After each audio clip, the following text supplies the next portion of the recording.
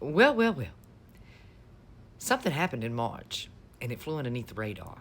But it's back today in a most fabulous way because that Epstein list is once again at play. Now, there was an episode of The Spicer Show that aired on TV, and nobody seemed to notice what was going on that episode. Until today, of course. Yes, of course, we're back at it today since the Epstein list is at play. It just so happens there was a little interview on the Sean Spicer Show with Mr. Dershowitz, who, by the way, used to be Mr. Epstein's lawyer back in the day. And he said, I know the names of the individuals. I know why they're being suppressed. I know who's suppressing them. Yes, yes, yes. But I am bound by confidentiality from a judge in cases I cannot disclose what I know, he added, noting at one point he was falsely named as a client. That's right. The first time Epstein got hemmed up in Palm Beach, Mr. Dershowitz was his attorney. So, he knows a whole lot of things about Mr. Epstein, but by his oath, had to defend him. And in the defending of Mr. Epstein, he got caught up in that nonsense. They claimed that he was a client of that man. And he defended himself. Said he'd never been with anybody but his wife, and he wanted to see all the files expeditiously. So he got to see them. That's how he knows. There's a list.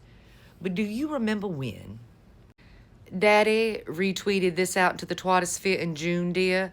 See, David Scowen just so happened to be Epstein's attorney in 2019, 9 days before he died, that is. And he defended Daddy, saying that he knew unequivocally that there was no information in there that would hurt Trump. That he specifically asked Mr. Epstein. And Daddy said we should all believe him because he was Epstein's attorney.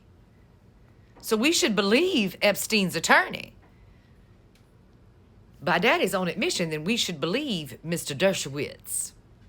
Because he was actually Epstein's attorney for a long time. Not just 9 days before he conveniently passed away. And has anybody ever seen his body? Just curious, baby. Just curious. Did we ever get to lay our eyes on the body of Mr. Epstein? What happened to him? Just like we never got to lay our eyes on that guy that did that thing in Butler either. Either way, I agree with Daddy. Maybe we should believe everything Mr. Dershowitz has to say. Because after all, baby, he actually got to see every bit of evidence. And cleared himself, too. Charges were dropped expeditiously. There was no proof.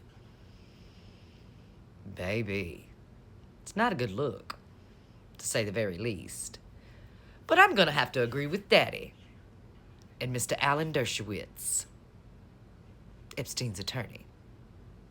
Okay, let's think back to what all was going on in March that turned the eyes away from Sean Spicer that day. That ought to be interesting to see.